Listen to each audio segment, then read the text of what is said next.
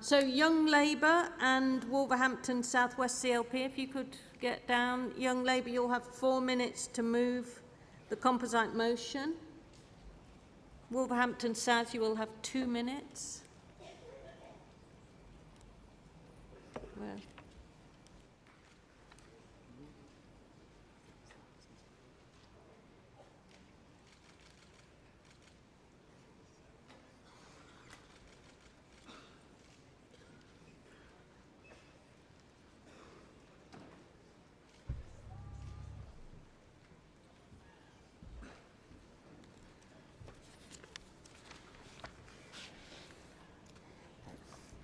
Chair, delegates, my name is Javad Khan, and today it is my honour and my privilege to speak on behalf of Young Labour in solidarity with the Palestinian people.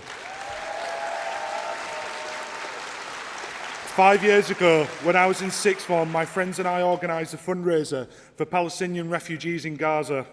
This summer, I watched in horror as school children across the country faced sanctions, punishments and even exclusions for doing exactly the same thing. I was horrified because I know how hopeless we all felt as we watched families being evicted from their homes in Sheikh Jarrah, as we watched neighbourhoods being ethnically cleansed in Silwan, as we watched civilians, even children, being shot in cold blood by the Israeli Defence Forces. I know how desperate we all were to do everything within our power to help the people of Palestine. To be told by head teachers and politicians no less that we shouldn't care about this suffering was an insult to our instinctive sense of justice. But comrades, this summer I also saw one of the Labour movement's greatest lessons put into action, that when we stand united in the principles that bind us and united in the certainty that our cause is just, we can turn the tides of history.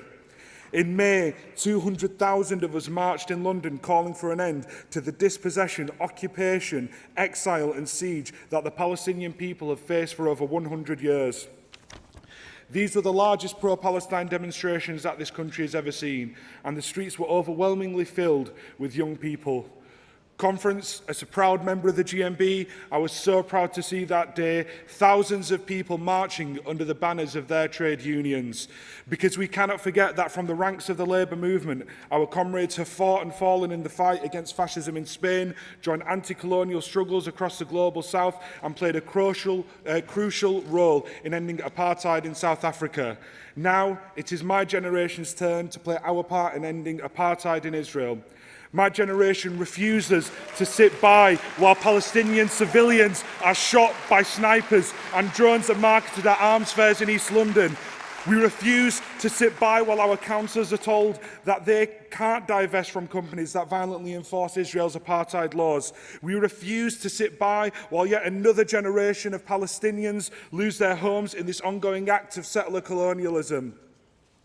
This summer, inspired by the sacrifices of those who have struggled before us, we took to the streets to show our determination to answer the Palestinian people's call for solidarity, whatever it takes. Sometimes it's not easy to know exactly what that is, but comrades, the words, the gestures and the practical actions that we take at conference here today mean so much to a people who have been struggling for their most basic rights for far too many years. The motion before you today will not only send our uncompromising solidarity to the Palestinian people by calling for sanctions against a state that is practicing war crimes, it will bring us one step closer to finally ending a shameful century of British complicity in the denial of their rights to self-determination, liberation and return.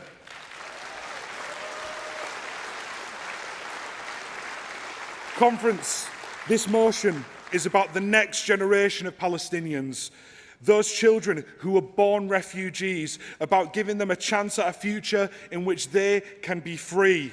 It is also about the next generation of the Labour movement, about breaking with our imperial past and enacting our foundational principles, solidarity and internationalism. As the great hero of the global anti-apartheid struggle once said, we know all too well that our freedom is incomplete without the freedom of the Palestinians. Please support the motion, Free, Free Palestine!